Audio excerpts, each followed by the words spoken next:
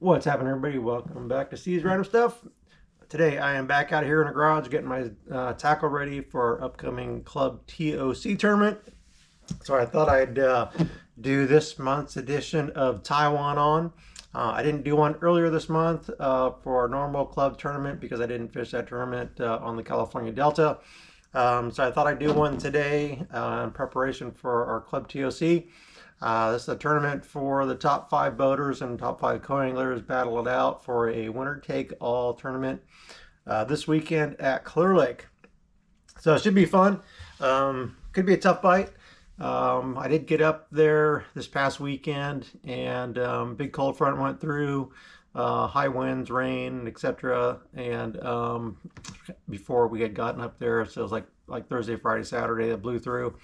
And water temperatures dropped somewhere between 4 or 5 degrees in some areas. The highest we saw was about 55 maybe.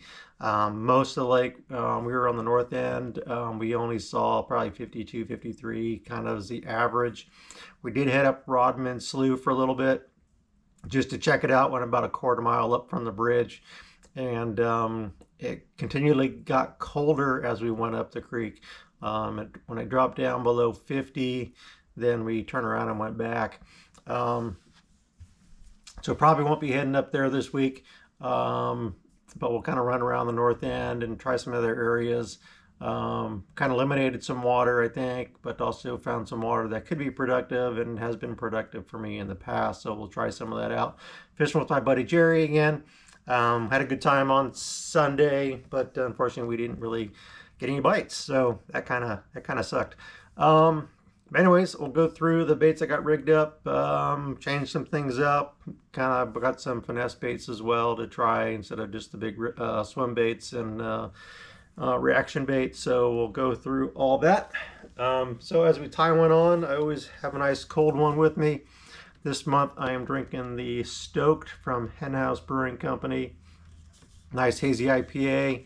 Can't go wrong with Henhouse. So that one's empty.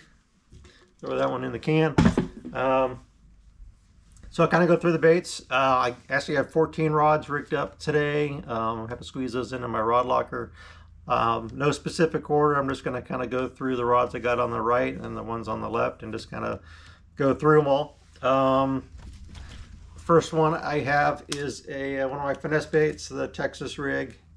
This is the Yamamoto Sanshuo, or Gary Yamamoto Sanshuo, I should say, since they don't make these anymore.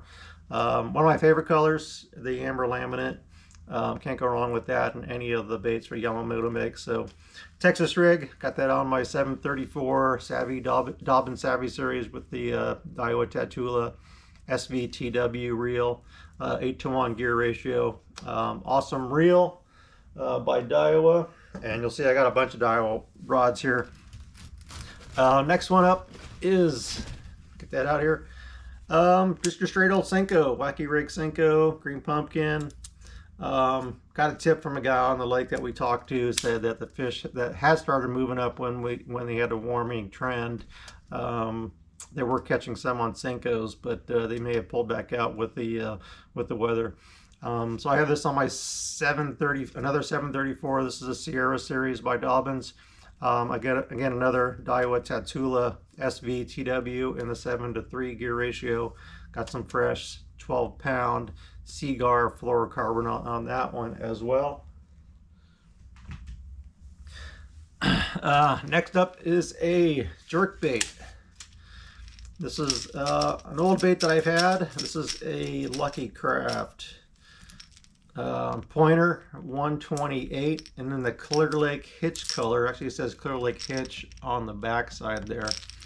And then I put a feather treble. This is the owner, I think a number 2 size feather treble, the white and chartreuse on there. I like putting feather trebles on my jerk baits, gives a little bit more action. And I think with the dirty water, I think most of the water we saw last week was 2 to 3 foot visibility at best. On the north end, I think you can probably find some cleaner water down south. But with that dirty water, the feather may get a little more bite, and the good old Clearlake hitch color. I'm not sure if they still make this or not, but I've had this one for quite a while. And that again is on my Dobbins Champion. This is a 685 CB. It's actually a crankbait rod. I really like it. It's got a heavy action, it's kind of a moderate fast action to it. Great for jerk baits, loads up really well. And another Daiwa. This is an older TWS Type R, older Daiwa reel. Really throws these baits good. I'm throwing it on 12-pound test as well, the Seagar fluorocarbon. All right, let's see here. If I need to slow down, I got a Mr. B jig. This is originally we call this a sprayed grass color. It's kind of like actually not sprayed grass, but the Roundup color. It's kind of originated from the sprayed grass color with the green pumpkin, with the purple and chartreuse, and made this one with the brown instead of the green pumpkin. I got that paired off with a baby D-bomb on there, green pumpkin with some purple and copper flake on that. So good old Mr. B jig, can't go wrong with that. Half-ounce size with the Arky head, got the owner heavy-duty hook on there. So, and this is actually an old Abu Garcia reel, an old Revo. It works. Can't complain too much about that. Just getting up there in the age. Next one here, gotta throw a crankbait. I threw one a little bit last week to no avail, but I switched to this is a Skeet Reese SKT-MR by Lucky Craft, flat-sided crankbait. So I was throwing more of a wide body crankbait last week, so I thought I'd switch that up and go to a flat-sided. Another option would be, any flat-sided crankbait that you have. I'm trying to think of the other ones I have. It'll come to me, but cold water, like I said, water is 50 to 55, so cold water temps call for that flat-sided bait. Another flat-sided bait that most people are familiar with in the LV500 line. This is a little different. This is LVR D10, a little bigger profile. Again, Lucky Craft, something a little bit different. I had been throwing the straight LV500 in the red craw color, and I had caught a fish on that during our club tournament last month on the red craw. Didn't get any bites on that last weekend again, but thought I'd try it up, try to get a little different profile, something different than what everybody else is throwing. I got this on my new Dobbins Champion XP 764. Really nice rod. Again, Daiwa Tatula CT in the 8-to-1 ratio. Really great setup, man. I love this rod. I got this for Angler of the Year last year, and just really dynamite rod for throwing those medium to heavy baits. Great for the LV500, chatterbaits, stuff like that, and small swim baits. Next up, let's see here.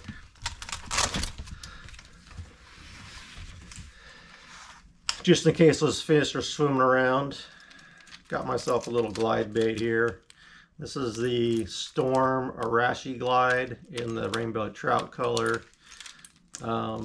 Just this time of year, as those fish do start moving up, the glide baits should turn on. So again, weather could be a factor just because we got weather starting today. It started raining, should rain through probably early Saturday morning or something. Water or air temperatures pretty cold, down in the 50s, a daytime high like 54, 55. Overnight's down in the 40s, so that could keep the water temperature cold and those fish pushed out as well. But just in case those fish are moving around, if I'm getting bit on a jerk bait or swim bait, something like that, or even the sleigh rig, I'll put this on there and give that a go. As far as rod and reel,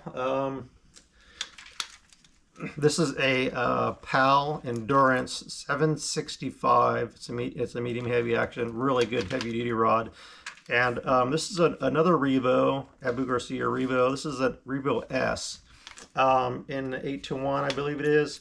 I'm not a big Abu Garcia fan, but I got this in our club raffle last year, and I'm really impressed with this reel. It's about a $110 reel. Really smooth, cast really well. So if you're looking for kind of less expensive than, you know, your $200 Daiwa Tatula TWs or SVs, or even a $150 rod like the CTs. Check out these Revo S's for like $110 or something like that. It's a really good reel. I'm really impressed with the quality of that. If you're looking for that type of reel, check it out. All right, next up, going to the finesse baits. Got my drop shot rig, Dobyns Champion XP with the Daiwa Tatula spinner reel. This is the 2500 series reel. Just your straight drop shot. Can't go wrong with the MM3 worm. The one thing I did do is I shortened up my leader. If you can see, that's probably about 4 inches, 3 or 4 inch dropper. Really shortened it up. As those fish start to move shallow in the springtime, those fish are on the bottom. Shorten up your leader. And I'm also using a 1/0, it's hard to see there, a 1/0 straight shank offset worm hook. I like using that for drop shotting with the offset worm hook. It doesn't get hung up, and you can pull it through the weeds and stuff. I had a open exposed hook on there, but with the grass and stuff that's coming off the bottom, I think I'm better off with the Texas rig type hook.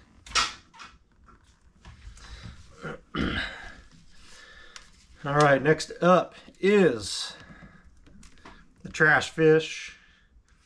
You've heard a lot about this lately. If you've been paying attention to Clearlake, everybody's been throwing the trash fish, so gotta keep throwing it. Haven't got a fish yet on the trash fish, but gotta keep throwing it just to try it out.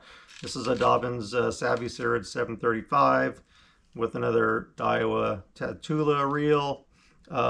This is just I think a Tatula 100 in the 8:1 gear ratio. So I'll just have to slow that down and crank it really slowly along the bottom. And that's on an owner beast hook as well. Next up, chatterbait. This is a jackhammer chatterbait. Got a spunk shad on there. Kind of changed it up from the blue, more of a bluegill color with there. This is the missile bait spunk shad that I have on there. And another option, similar baits, another jackhammer, but in the white and chartreuse color with a white spunk shad. So just trying to mix it up a little. Couple options there for that bait. This is on another Pal Endurance rod. I picked this up and another one of my rods from my friend Ross England. You'll probably all know him from Clearlake Guide Service. Check Ross out, really great guy. Does a weekly report for Clearlake. If you're not already checking out Clearlake Guide Service, check him out on YouTube and Facebook. And this is another Daiwa Tatula CT in the 8:1 gear ratio for that setup. And one more of my Pal Endurance rods. This is an overspin, as you can see that on there, with a Kitech gold head, gold blade, something a little different. This is a 750 or 724 Pal Endurance, again with another Tatula SVTW in a 6:3 gear ratio. Really nice reels. Like I say, can't go wrong with the Daiwa Tatulas. And just a couple more, 3 more rods. Got my spinner bait, Mr. B spinner bait here. Just the white with the small Kitech on the back of that bad boy. Just something to throw through the tulies around the grass and stuff. The spinner baits come through the grass and the tulies really well, especially if you have those sparse tulies.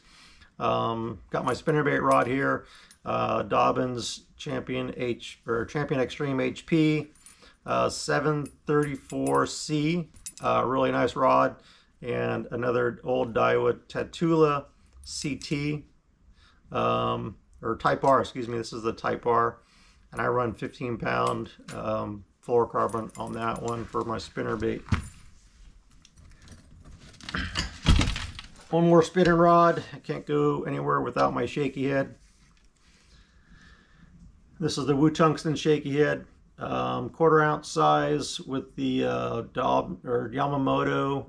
This is the 6.5 inch Pro Slim Senko. It's got that skinny tail that just shakes like crazy. I don't think they make these anymore. They do make the 5.5 inch ones, but not the bigger 6.5. They actually show it on their website, but I haven't found a way to buy them. And this is on my my G Loomis IMX Pro rod that they replaced because I broke my other one with a Tatula 300 reel or 3000 reel. I really like the 3000 size over the 2500 size. It just casts a little better, and it holds the line a little better. It's a little bit bigger spool. They're almost identical. They're both like 6.1 gear ratio, really fast, but I'd like the 3000 a little bit better than the 2500. And then last but not least is the Bass Slayer Baits Slay Rig. And switching up a little bit, I have been throwing the silver blades, and I switched to the gold blades on here. Had this one made up for me by my son, Mr. Bass Slayer, and a little bit smaller, compact arms, a little bit shorter than some of the other ones I've been throwing. Just switch the baits over. These are just Kitech Easy Shiners, and then a couple of the smaller fat swing impacts. Nothing special there. I have yet to get a fish this year on a sleigh rig, umbrella rig, but it's a time of year they should be biting it. I've done really well February, March with these rigs up there at Clearlake. So as fish start moving up, they just start chewing on it. So that's all 14 of my rods that I got to squeeze into the boat for this week. I think that should do it. One other bait that I had here, Mr. B Swim Head. This is the underspin. I put kind of the Golden Shiner Kitech on there. This is a 4.3 or 4.8, I believe. Just another option if I go from that overspin bait. That's a 3/4 ounce, a little heavier. That can drag on the bottom. I can switch to maybe something like this. And the gold color, I think we're gonna have some overcast skies, possibly some rain. So the gold's always a good option in those low light conditions. So that's an option that I'll have ready to go in the boat. So I think that's about it. It's plenty of baits, plenty of rods. Covered, I think, just about every base except for topwater, which is kind of not quite topwater season yet, but we'll get there in another month or so.